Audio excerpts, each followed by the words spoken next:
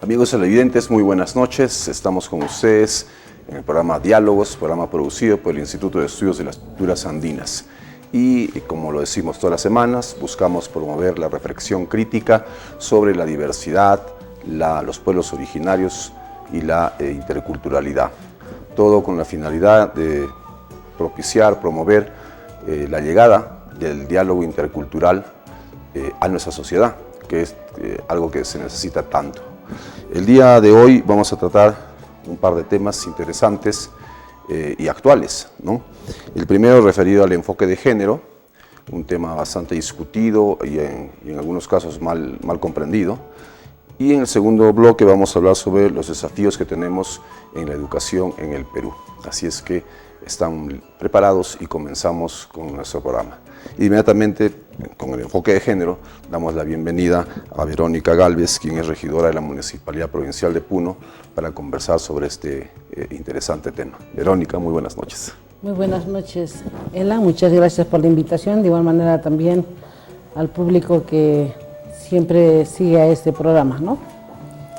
Bien, ¿qué te parece, Verónica, si antes de la charla, como hacemos siempre en nuestro espacio, vemos un bloque de entrevistas que han preparado los chicos del equipo de producción para un poco ir calentando motores con el tema? De acuerdo. Vamos entonces con el bloque preparado por el equipo de producción.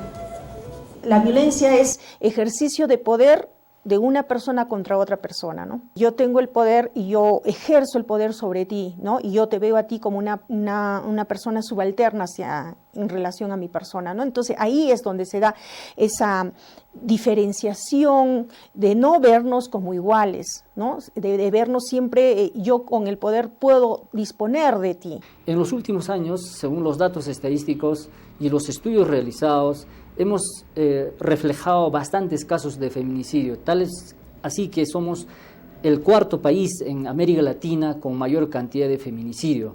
El feminicidio es la violencia más extrema que puede existir contra la mujer.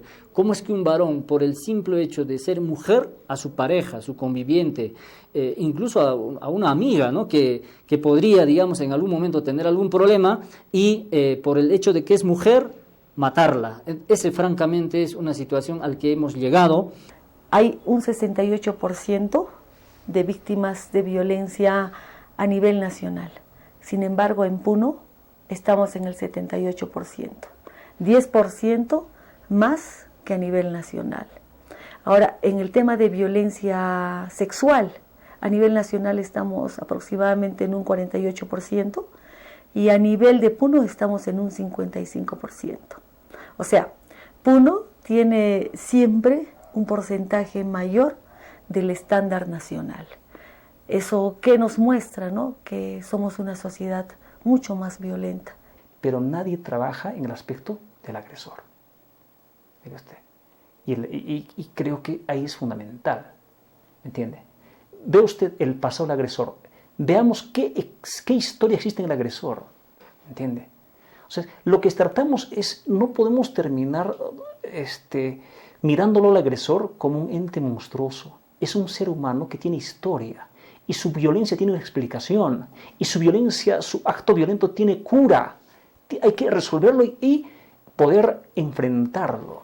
Nuestra cultura todavía machista, ¿no?, de que las mujeres pertenecen al ámbito privado. Entonces hay conceptos como ¿por qué sales de la casa?, ¿no? Tú perteneces a este espacio, ¿no? ¿Quién va a lavar? ¿Quién va a atender a los hijos?, ¿no? ¿Quién se va a dedicar al trabajo doméstico?, ¿no? Como si este trabajo solo y exclusivamente les perteneciera a las mujeres, ¿no? Entonces hay situaciones violentas, incluso de quienes especialmente laboran en las instituciones públicas y privadas, ¿no? Muchas mujeres que vienen aquí a Manuela, de pronto les preguntamos, ¿y por qué no denuncia usted, señor? ¿Qué van a pensar? Yo soy una profesional exitosa. trabajo? ¿Qué van a pensar en primer lugar mis compañeros de trabajo, ¿no? ¿Qué va a pensar mi familia? Entonces, ellas siguen cargando este tipo de problemas. Esas prácticas culturales que estos chicos ya jóvenes desde niños lo han vivido así, entonces ellos lo ven como natural que la hermana, que la madre siempre esté al servicio del padre, del hijo, ¿no? Y nosotros como mujeres también, ¿quién creyera que se nos ha dicho que las primeras formadoras y mantenedoras del machismo somos las mujeres? Entonces ahí hay un trabajo que hay que hacer en la familia, hay que hacer un trabajo con los agresores. Trabajemos más a nivel preventivo. Y no tanto ir rescatando, ir recuperando mujeres de violencia, ¿no? De hecho, hay que canalizar las denuncias públicas que se hacen, pero creo que en la parte preventiva falta todavía por trabajar en el tema de prevención de la violencia. El derecho penal es al final, ¿me entiende? Cuando ya ha fracasado todos los otros sistemas de control social, ¿me entiende? Y es al final, no como ocurre en nuestro país. El recurso, el derecho penal. Y no es así. Y cuando entendamos ese aspecto, naturalmente vamos a realmente combatir la violencia. De lo contrario, es una farsa, es un aspecto pintoresco, pero no es un aspecto trascendente de fondo. Y naturalmente que eso va ligado al aspecto del presupuesto.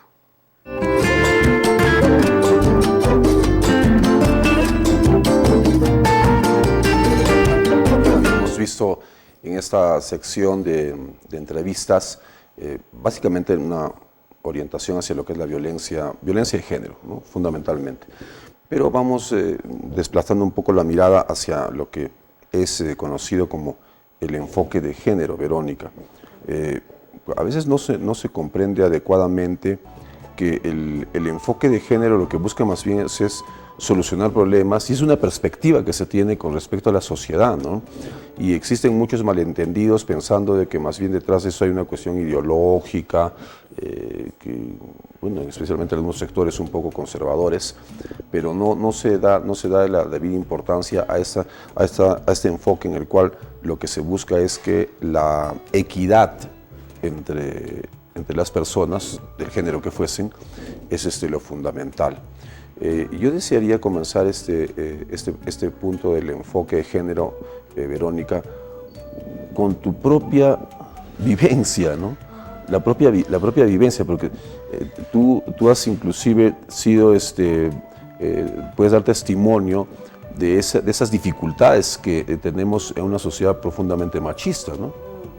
Efectivamente, cuando hablamos del enfoque de género, primero tenemos que entender a qué le estamos llamando género. Y básicamente se define como una, vamos a decir académicamente, como una categoría social que nos permite analizar cómo se dan las relaciones entre un hombre y una mujer en una determinada sociedad.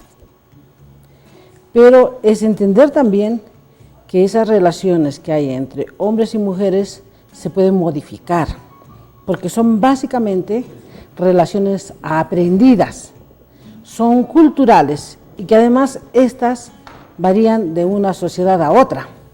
Es decir, lo que sucede en Puno pues es diferente a lo que sucede en otros lugares, ¿no?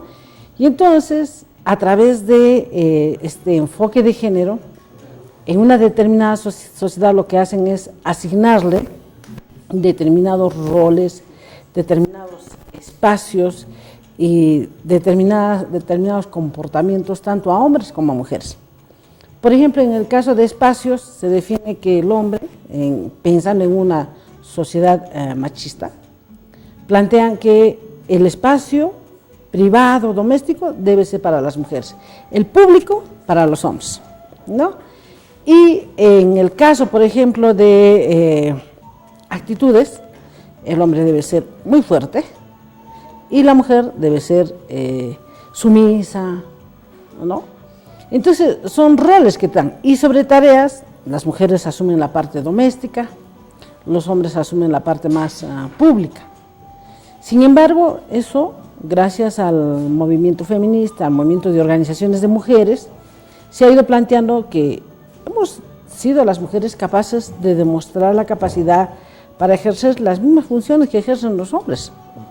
Y lo que pedimos es que los hombres también asuman las mismas funciones que hemos venido asumiendo las mujeres. Por ejemplo, los espacios importantes, como son de poder y de decisión, que es en el caso de la política, los cargos directivos, ¿no es cierto? Y asimismo solicitamos, pedimos, estamos trabajando porque los varones también asuman la parte doméstica en los cuidados de la casa, en el cuidado de los hijos, tareas que deben ser compartidas por ambos, porque los hijos son de ambos. Entonces, eso es lo que se pretende, lo que se busca.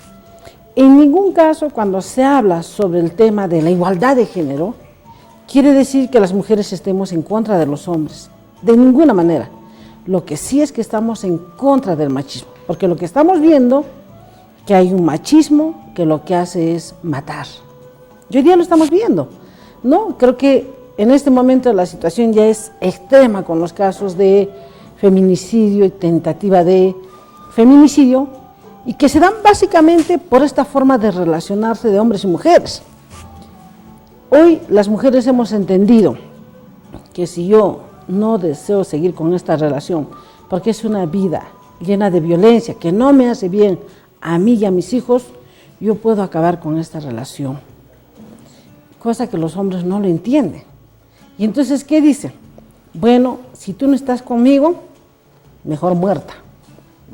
Y entonces pasa lo que está pasando en este momento, y ahí están, acá tengo yo las estadísticas a mayo, ya que tenemos registradas a nivel nacional, digamos, y por departamentos, ¿no?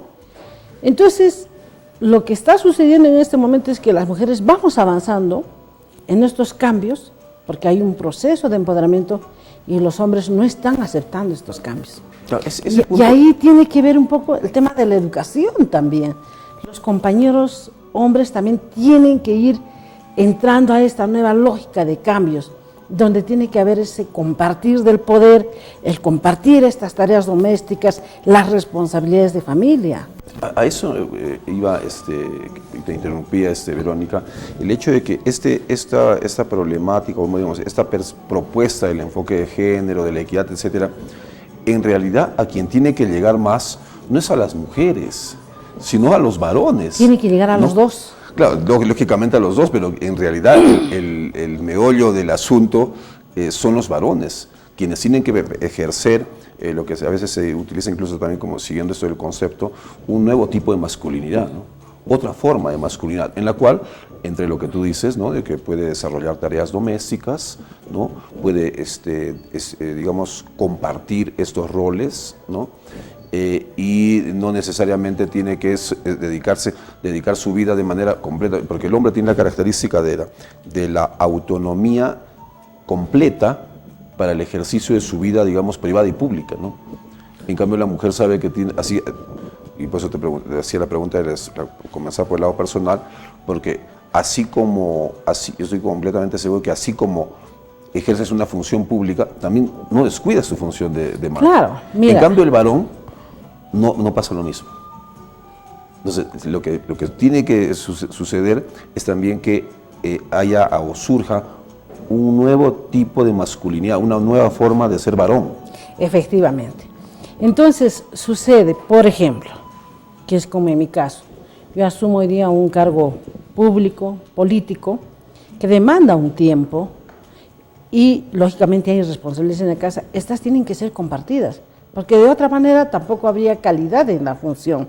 O sea, porque imagínate si además, lo que viene pasando en muchos casos, la mujer asume un cargo, es líder también de su comunidad, porque asume, da un tiempo, va a tener que seguir haciendo un trabajo para generar ingresos, sigue haciendo el cuidado de los hijos, el cuidado de personas mayores, todo el tema de la limpieza. ¿Qué es lo que pasa?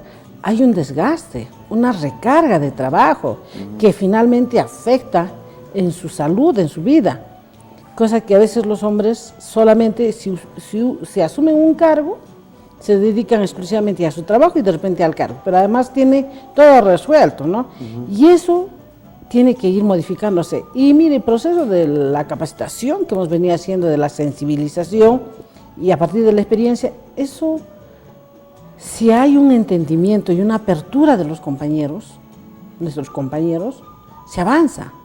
Entonces se comparten las tareas y ahí hay mejor calidad. Entonces, las mujeres también tendremos mayor oportunidad y espacio para el ocio también, porque no puede ser que todo el tiempo las mujeres, desde que nos levantamos hasta que llegamos en la noche, estamos trabaja.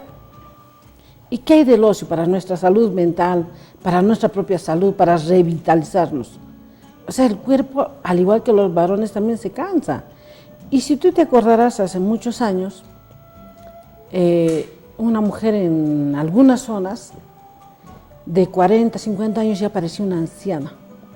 Porque claro.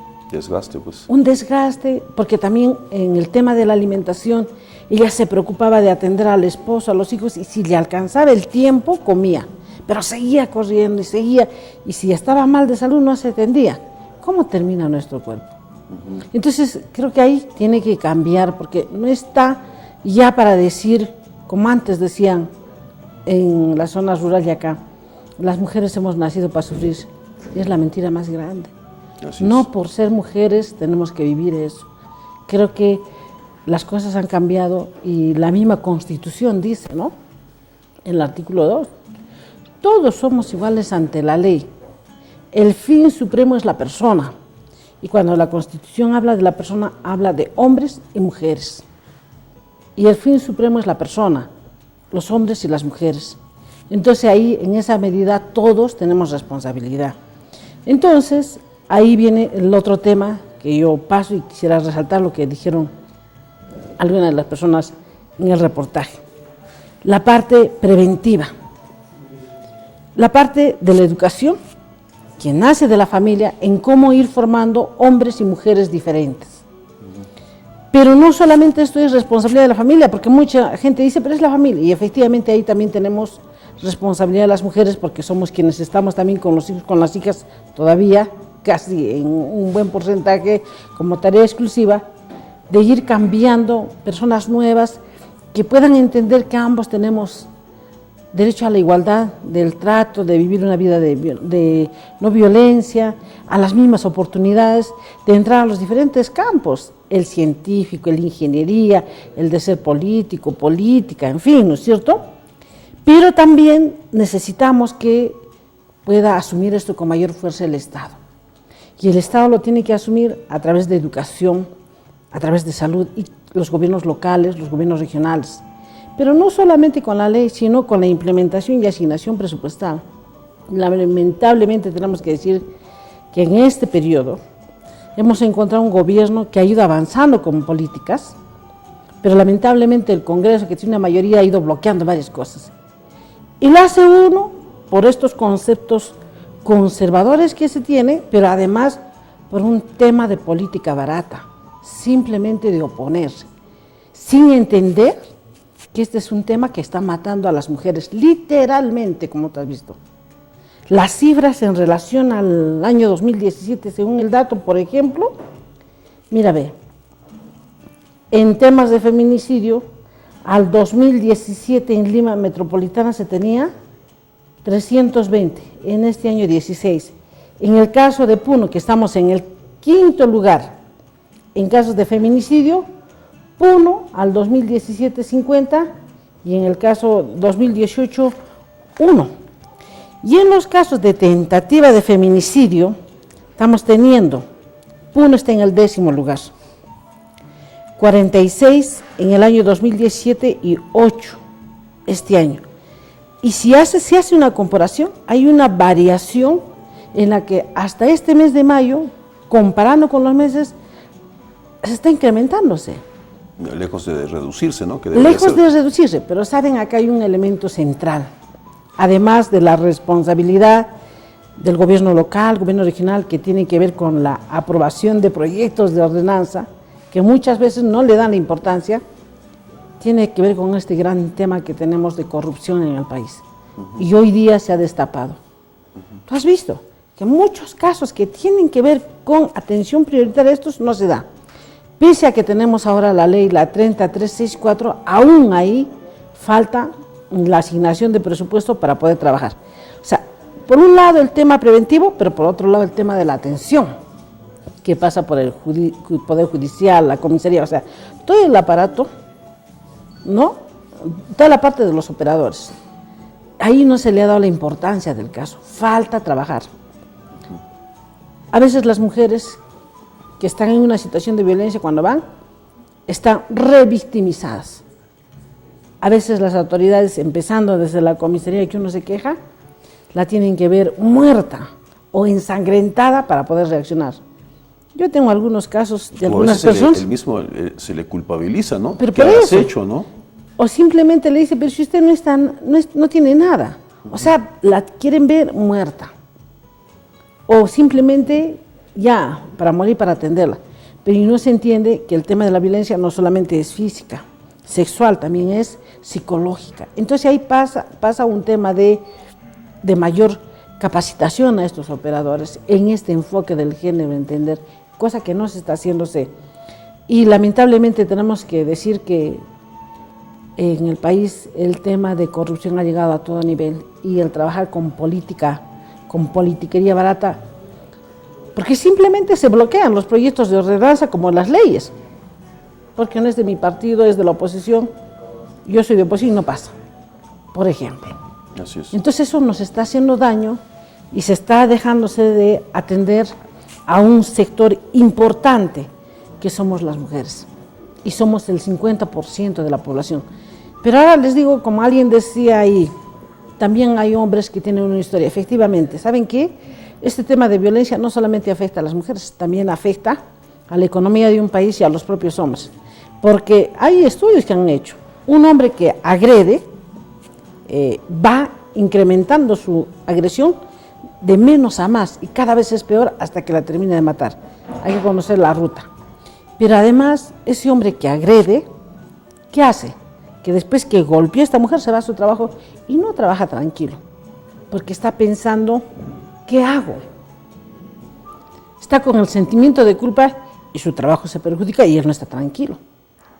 Claro, es de alguna manera una sociedad con un problema de salud mental en realidad, ¿no? No solamente, digamos, pero es por el tema de esa rabia, esa claro, desesperación. Ese hombre está enfermo. Lógicamente. Y necesita atención del Estado. Y es una gran cantidad de varones, de hombres que están enfermos, ¿no?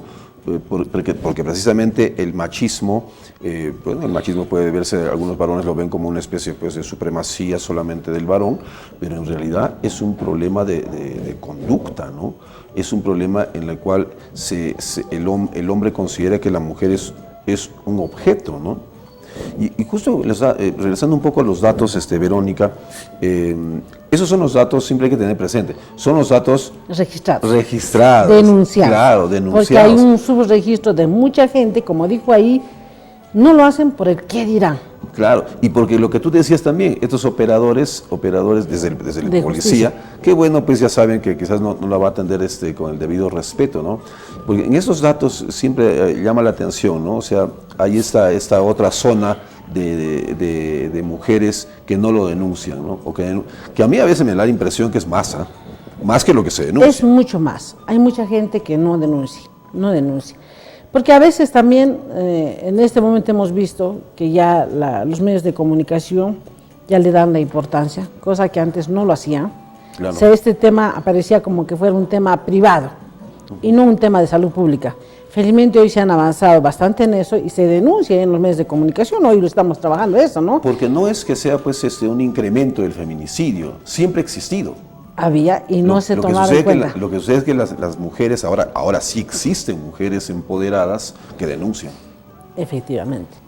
Entonces, yo creo que lo que hay que hacer ahora es trabajar, por un lado, en la parte preventiva, pero por otro lado se requiere la atención del Estado, con que esa normativa que se ha aprobado se tenga que implementar, pero con asignación presupuestal. Y tiene que haber mayor articulación a nivel nacional también para apoyar en el cumplimiento a nivel de gobierno regional y gobierno local. Mucha gente considera que eso no es importante y muchas autoridades también no le dan la prioridad y le dan mayor peso al tema del fierro y cemento. Entonces, creo que la población en general tiene que entender que todos tenemos derecho a tener una vida libre de violencia y esos planes de gobierno también tienen que ser trabajados con ese enfoque de género. Y debiéramos de ser muy vigilantes en ese aspecto. Sé que hay mucha gente que dice que solamente nos dedicamos a las autoridades mujeres, eso no. Estamos viendo el conjunto de cosas. Sin embargo, a veces tenemos que, como en esta oportunidad, alzar nuestra voz para decir basta. Y ahora más que nunca, con ese tema de la corrupción en el país. Hoy día estamos viendo por qué muchas mujeres no acceden a justicia. Porque hemos encontrado que aquel que tiene dinero, el que paga, va. El caso de la niña que salió, que es una niña de trata, mira, la persona que estaba absolutamente demostrado aparentemente, ha salido libre. Y tú ves a nivel nacional el caso en San Isidro, si no me equivoco, donde una mujer fue arrastrada. Claro. El señor ha salido libre. Y más bien le ha iniciado el proceso a la víctima. ¿Cómo tú te explicas eso? Claro, en realidad... ¿Qué pasa con el Poder Judicial? En realidad también hay, bueno, lo que estamos hablando, ¿no? Este trabajo de toma de conciencia es un trabajo permanente, ¿no? Y lo agregado que tú le das, lógicamente, a la corrupción. Bueno, en realidad el tiempo es corto, podríamos estar charlando de esto, y especialmente una persona como tú que no solamente estás enterada desde el punto de vista formativo, académico, sino también esa experiencia de mujer líder, mujer representante político. Bueno, Verónica, muchísimas gracias por tu presencia. Gracias. No va a ser seguramente la primera vez. Vamos a seguir charlando de estos importantes temas. Sí, yo simplemente para despedirme quisiera convocar también a que todos podamos ser vigilantes y exigir que esos operadores de justicia también sean capacitados con este enfoque de género. No porque sea el presidente de la Corte Superior de Justicia, sea de Puno, Lima, quiere decir que tiene toda la verdad. Estas personas también necesitan ser capacitados, así como el juez que da imparte justicia, como los que están en las comisarías en general, todos. Y el sector de educación creo que tiene que asumir también su responsabilidad como parte preventiva. Así es. Muy bien. Muchísimas gracias. Muchas gracias, Verónica. Hemos concluido este bloque dedicado a conversar sobre la equidad de género, y luego de la pausa comercial vamos a charlar sobre el siguiente bloque, sobre los desafíos de la educación. Pausa y retornamos.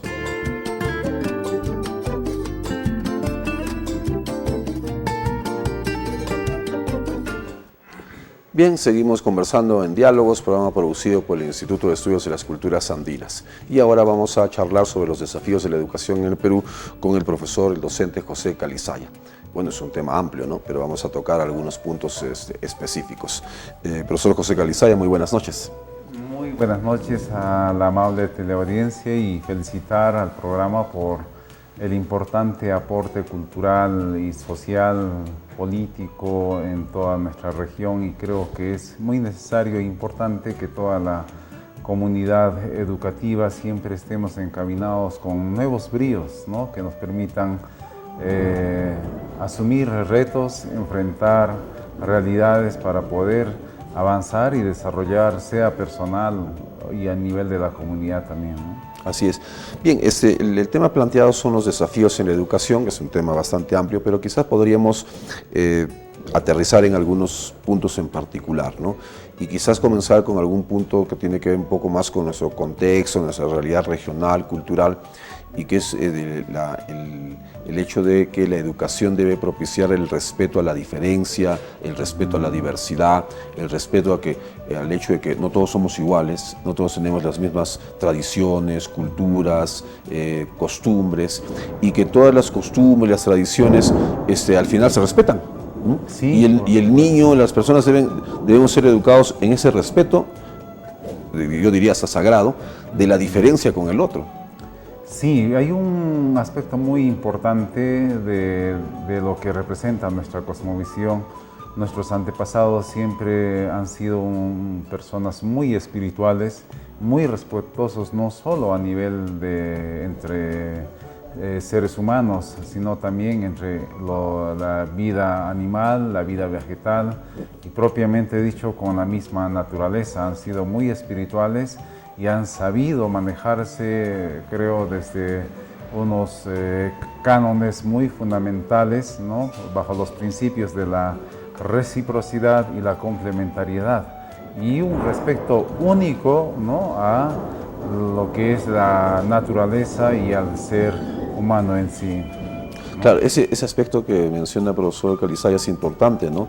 Porque a veces cuando se piensa que es el respeto a la diversidad, solamente está contemplado el ser humano, pero también ese respeto es también a la naturaleza, a las deidades de la naturaleza que encierra nuestra cultura y que en realidad debe ser parte un poco de ese enfoque también intercultural, ¿no? De respeto a la diferencia. Ese es, creo, el origen en la que nuestros antepasados hasta el día de hoy manejan patrones fundamentales de agradecimiento, de gratitud, ¿no? Que está expresado a través de la música, de la danza y propiamente dicho aquí en nuestra región, ¿no? De tener 450 o más danzas que están plasmados de toda esta esencia de lo que vendría a ser, ¿no?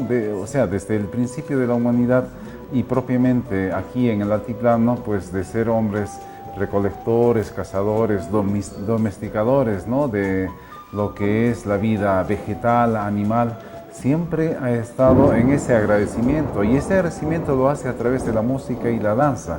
Música y danza que tiene pues un simbolismo bien representativo, ¿no? Y también de realidades. Entonces, que viene a amalgamar de lo que es de la relación que tiene el hombre con la naturaleza y el cosmos, asimismo de la relación del hombre con la ganadería y con la agricultura, que vendría a ser la fuente de producción económica propiamente, ¿no? De lo que es en el altiplano puneño, y que por supuesto esto viene a ser un tipo de educación formal, natural, de convivencia propia de acá del mundo andino, ¿no? Que tiene una repercusión que podría decirse ahora, ¿no? Que se está ya insertando algunos aspectos muy importantes de lo que es de la identidad cultural, de la interculturalidad ya en el currículo nacional, que viene a ser parte, ¿no? De lo que es el perfil del estudiante o los enfoques transversales, ¿no? Que también está considerado la interculturalidad, la equidad de género, la identidad, muchos aspectos. Hacía mención a usted en la primera parte de su intervención de los valores de carácter ético y moral que nuestra cultura andina tiene. Y en esta época en la cual los fenómenos de corrupción, esta corrupción generalizada que se da, esta completa falta de respeto hacia lo ajeno o aprovechamiento de la cosa pública de algunos políticos, y es un asunto también de tipo que tiene que ver con la educación, ¿no? O sea, las futuras generaciones son las futuras generaciones las que tienen que corregir estas conductas de corrupción que en la vida pública, en la vida cívica, se está dando de manera tan generalizada, y como a veces se ha dicho, ¿no? La corrupción es un factor que ha generado o ha impedido el desarrollo del Perú. ¿Cómo encajar o relacionar el tema de la corrupción y las nuevas generaciones que tienen que ser diferentes? Y yo agradezco tu comentario y tu interrogante, porque es un punto muy crucial, muy determinante en la formación, ¿no? Del carácter, de la personalidad del niño, de la juventud, y que por supuesto esa juventud que está absorbiendo todo lo que se presenta en la sociedad, lamentablemente con lo que ocurre en nuestro contexto actual, es una corrupción sistematizada, ya está inquistado dentro de la estructura orgánica de nuestro sistema social, de organización, digamos, como Estado, como nación, ¿no? En nuestro Perú, lamentablemente, y esto tenemos que, creo, reconocerlo. Y el papel fundamental de la educación, creo, viene a ser un reto para el docente, ¿no? Para poder asumir esto y cómo enfrentar, cómo hacer que el respeto a la persona, ¿no? El respeto a la propiedad ajena, ¿no? Que eso se da inclusive en el mismo salón de clases, son detalles que va encontrando, la violencia, la agresión que se da en el mismo salón. Es que el niño viene con todo de lo que es la realidad que vive en familia, ¿no es cierto? Y lo refleja en el salón. Entonces el profesor que viene preparado para poder hablar un tema determinado de formación de valores, pero ve que en la realidad, así en misma familia, en la misma comunidad, es diferente. Entonces es como que cae en un espacio vacío, en un saco roto, ¿no?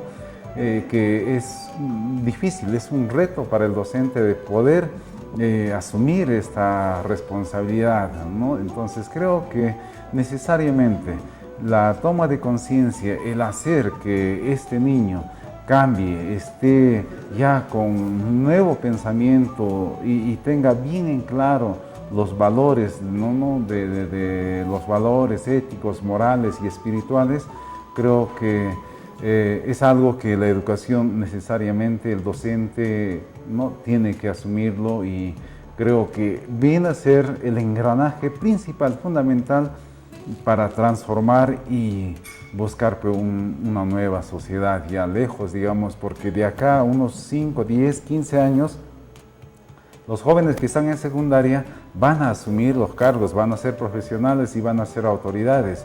Entonces, esas autoridades pues van a ir con una formación como tal. ¿Quiénes están en ese deber delicado de esta formación? Precisamente es el docente. Claro, ese punto es importante que mencionaba, el hecho de que los docentes enfrentan este gran desafío de tener un niño que viene con determinado proceso de socialización que ya se da en el hogar, ¿no?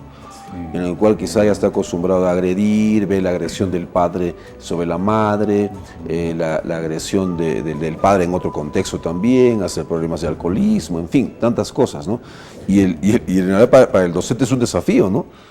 Porque y como mencionas, profesor, puede todo el trabajo que buenamente puede hacer puede quedar en nada, porque el propio hogar, disfuncional en muchos casos, no colabora, ¿no? Y en esto ¿qué rol tendría el hecho de la formación del docente? La formación de los docentes, ¿no? Sí, necesariamente el docente, como bien la semana pasada se celebraba el Día del Docente el 6 de julio, y creo todos los profesores asumimos un rol muy importantísimo dentro de esta sociedad, pero por esa misma importancia creo debemos también tener en cuenta de que el ser docente está en una permanente capacitación, en una permanente actualización de manejar no solo, digamos, el tema de la formación del estudiante, sino también hay otro aspecto importante que es el trabajo en la comunidad, el trabajo con los padres de familia. No hay muchas instituciones que hacen el trabajo de lo que es la escuela de padres, que viene a ser el complemento también dentro de la educación para que esto tenga un amalgama y sea integral, ¿no? Y que la misma comunidad, ¿no? Las autoridades de la comunidad también estén comprometidos para que los futuros, ¿no? Ciudadanos, miembros de esta comunidad, pues sea una transformación general, ¿no? Claro. Ese último punto es importante, ¿no? O sea, todos los actores que están comprometidos en el proceso, ¿no? Porque de lo que se trata, y bueno, muchas veces sucede, ¿no? Siempre ante los problemas de nuestra sociedad, siempre se dice, es la educación, es la educación, ¿no? Y uno se pone a pensar, bueno, pues el pobre maestro, qué tipo de facilidades, de preparación, de apoyo, de respaldo puede tener para precisamente dar la talla, ¿no? Ante esas exigencias que la sociedad le brinda o le exige al maestro, ¿no? Profesor José, un mensaje final digamos, a nuestros televidentes sobre este importante rol que tiene la educación, que tienen los padres de familia, ¿no? Que como se dice, ¿no? Usted lo ha dicho, ¿no? A veces me ha quedado me queda en la cabeza el hecho de que mucho puede ser el esfuerzo del maestro, pero si el niño ya tiene un contexto, poco se puede aportar, ¿no? Un mensaje final, profesor. Muchas gracias. Sí, efectivamente creo que tenemos una acción muy determinante dentro de la sociedad, porque fíjese, el docente siempre va a ser aquel persona transformador, y como tal creo que la función que se da dentro de la educación y dentro de lo que es nuestra sociedad, ¿no?, está enmarcado en lo que es, digamos, la infraestructura, ¿no?, las condiciones que debe dónde enseñarse, las condiciones de vida del docente, ¿no?, de la calidad de vida. Estamos en un contexto, digamos, de hacer una huelga indefinida, pero precisamente para reclamar y plantear que dentro de lo que corresponde, digamos, el porcentaje en la educación del erario nacional pueda aumentarse de un 2.8 a un 4 a un 6%, de acuerdo a lo que está planteado en el Acuerdo Nacional, ¿no?, en el Plan Nacional de lo que está al Bicentenario, al 2021, ¿no es cierto? Entonces creo que eso a nivel de nuestro país no se está cumpliendo, ¿no? Así es. Bien, bueno, no lo voy a despedir inmediatamente, vamos a hacer una pausa comercial, donde tenemos una entrevista, me indican, grabada. Hacemos una pausa comercial y retornamos.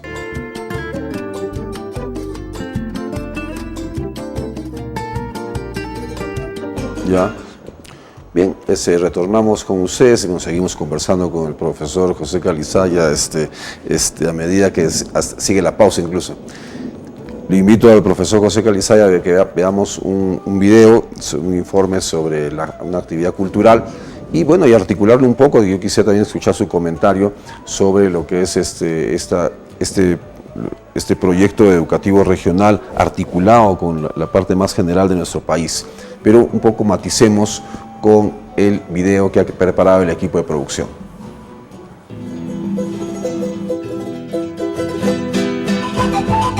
El último 7 y 8 de julio, miles de personas llegaron hasta Tinajani, lugar atractivo de la provincia de Melgar, que está ubicado al norte de la región de Puno.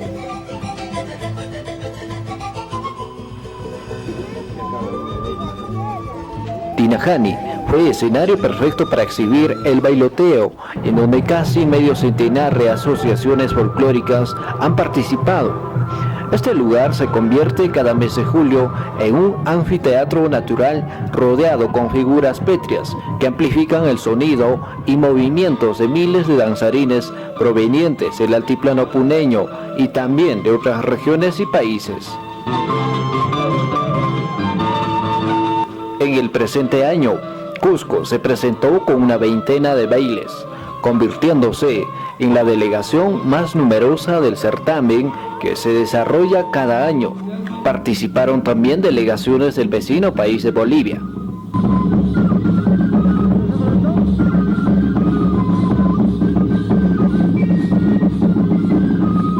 En esta oportunidad la institución está viniendo con una danza de Espinar Cusco. La danza se llama Pachachuray, la cual el significado es donde, como el nombre mismo lo dice, Pachachuray, ponerse la ropa, donde los varones van al encuentro de las señoritas. Previamente, antes va el enamoramiento, luego va el coqueteo, luego también va el desprecio. Ya, bueno, lo que vamos a bailar, lo que vamos a realizar, presentarles es Gibra Jauqueris. Significa el golpeo de la quinoa, que en los tiempos antiguos se hacía, es de nuestros antepasados y es una danza aymara y carnavalesca. Bueno, la danza, Paras de Coyapunco, es originaria del de la comunidad de Cangalli, del distrito de Checacupe de la provincia de Canchis. Nuestra danza representa, generalmente se baila en los meses de enero, febrero, en lo que son los carnavales y con fines de amorío. Claro, es un baile del valle de Cochabamba y el zapateo es más o menos un coqueteo del hombre a la mujer. Ahora, ¿y por qué es importante participar en este tipo de eventos? Para expandir nuestra cultura y dar a conocer nuestra cultura, ¿no?, al mundo. Es que nos hacemos conocer con la gente también y llevamos esa alegría a todos los países, ¿no? Y ese sentimiento que tenemos por la canción también, ¿no? Para los miles de concurrentes no podía faltar el cancacho ayavireño, plato bandera de la provincia de Melgar. Yo tengo casi 45 años vendiendo el cancacho, mucho más antes, mucho más se vendía el cancacho ayavireño. ¿Qué está pasando ahora último? ¿Por qué se debe? No sé por qué la gente no consume, porque por aquí, por allá estamos, no estamos solo en un lugar por ese motivo. Más en otros distintos lugares lo van a vender como si nada. El plato típico, plato bandera de Ayaviri es el cancacho. En el tren todavía nosotros vendíamos el cancacho, ahora en todo lugar lo venden el cancacho, nos desprestigian vendiéndolo de toda clase así. Para mí está súper, ¿no? Más o menos bien, elegante. Siempre todos los años Tinajani se ha llevado este festival, entonces me parece que están bien exitosos. ¿Qué es lo que más puedes valorar de este festival? Bueno, yo valoraría este festival por las danzas que tiene, danzas autóctonas, y otro que es por el mayormente no por lo que es turístico, lugar turístico. Por ejemplo, tenemos a Uñacuyo, a Quinzachata, tenemos lugares hermosos. ¿Y tiene aspectos negativos propiamente esta fiesta? ¿Tú puedes ver algunas cosas negativas? Negativos sí puede haber, ¿no? No es que todo es perfecto. Negativo sería uno, que el ser humano, las personas que nosotros estamos presentes, deberíamos tener una actitud más o menos para tener un valoración por el medio ambiente, ¿no? Estamos ahí contaminando el medio ambiente, botando plásticos, botando papeles. Miles de personas del Perú y el extranjero llegaron hasta este lugar para apreciar las danzas que se exhibieron, y algunos aprovecharon también para visitar el gigantesco bosque de rocas erosionadas que se asemeja a una ciudad de piedra. El bosque de piedras de Tinajani, ubicada a 15 minutos de la ciudad de Ayaviri, es escenario perfecto para explorar e interpretar sus figuras, o para contemplar el buen gusto de la naturaleza. Bueno, la primera vez que vengo por aquí, pero me parece algo emocionante. Está bueno la expectativa y de diferentes danzas. Pero no creo nada, pero que solamente yo puedo decir que el medio ambiente, hay contaminación, ¿no? Sí te lo preocupa, pero ya también de todas maneras hay que poner ¿no? La limpieza, todas esas cositas.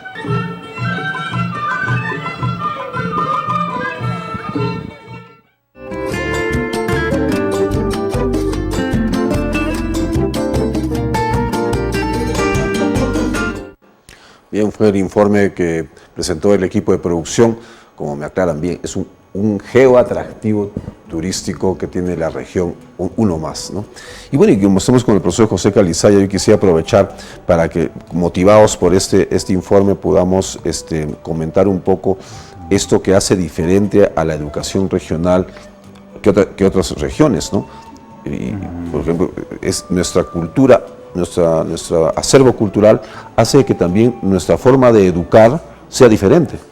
Sí, necesariamente creo dentro de lo que corresponde la currícula nacional hay un aspecto que hace que los valores culturales, las tradiciones, las costumbres de un determinado zona del Perú, en este caso Puno, no tenga a través de la diversificación curricular una valoración, una expresión, un encuentro de lo que viene a ser la sabiduría ancestral, los conocimientos de nuestros antepasados, con lo que también se presenta en nuestra educación. Una amalgama muy importante e interesante, porque creo que estas expresiones de arte, de lo que representa nuestra música, danza, la creatividad, el color, la vestimenta, el traje, ¿no? El atuendo propio de una danza, tiene todo un mensaje importante, interesante, porque ahí está el tejido, ahí está,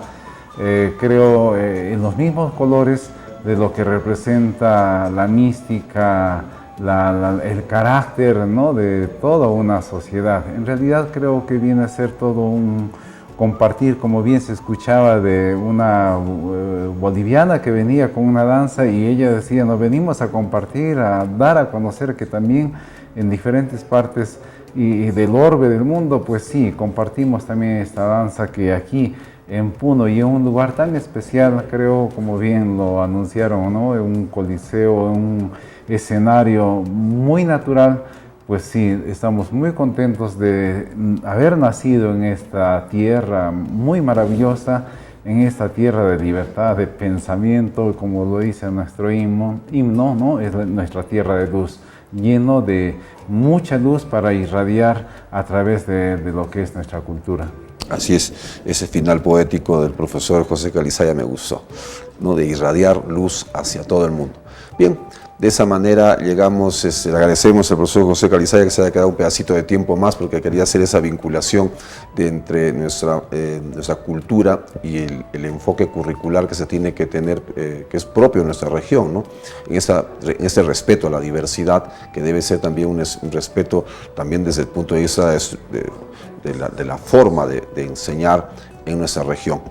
Bien, llegamos de esta manera pues al punto final de la edición del día de hoy, y solamente para despedirnos, recordar que el día de mañana a las 9:30 en Radio Pachamama, el programa Hablemos de Nuestro Mundo, programa radial de IDECA que se propala todos los miércoles a las 9:30. Y el tema que se va a desarrollar mañana es el tema que hemos desarrollado en la primera parte del programa, que es el tema de género, de enfoque género.